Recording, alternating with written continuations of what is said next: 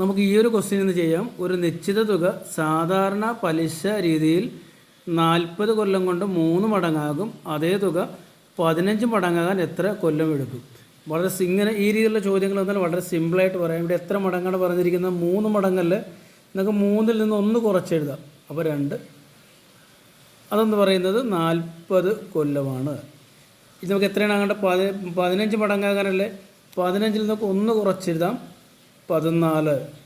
അത് എത്രയാകും? എത്ര കൊല്ലം എടുക്കുമെന്നല്ലേ നമ്മുടെ ചോദ്യം. ഇത് കാണുവാനായിട്ട് നേരെ ക്രോസ് മൾട്ടിപ്ലൈ ചെയ്യുക.